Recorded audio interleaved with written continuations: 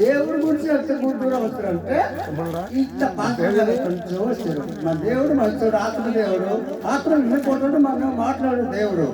మన దేవుడు చచ్చిపోలేదు, బతుకున్న దేవుడు.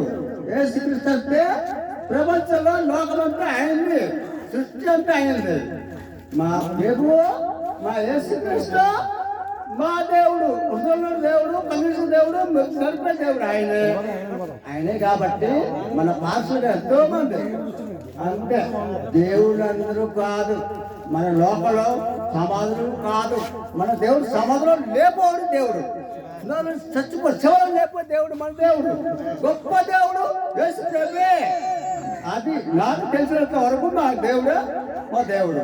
నా నమ్మకంలో కాకుండా ఇల్లు ఇచ్చాడు, అన్ని ఇచ్చాడు, భార్యకి ఇచ్చాడు, సుఖంగా ఇప్పుడు సంతోషంగా ఉన్నాను. మా దేవుడు నమ్ముకుని అన్ని దేవుడు నమ్ముకున్నా కొంత రాగాలండి. అన్ని కాదు, యేసు ప్రభు వారే మన దేవుడు, మన లోకం ఒక్కడే. ఆ దేవుడు నీరు చుట్టించింది మా దేవుడు. దేవుడు ఒక్కడే, ఆయన ప్రభు. దేవుడు ఒక్కడే, ఆయన ప్రభు అయిన యేసుక్రీస్తు. ప్రభు అయిన యేసుక్రీస్తు మన దేవుడు. యెహోవా దేవుడు కుమారుడు పంపించి కుమారుడు యేసుకు నేను చదువుతాను, బైబిల్ చదువుతాను. కానీ నేను పూర్తి చదువుతాను, 2-3 తిరిగెత్తిన బైబిల్లో ఎక్కడ యేసు ప్రభు ఎక్కడ పుట్టుడు ఎక్కడ అన్ని తెలుసు.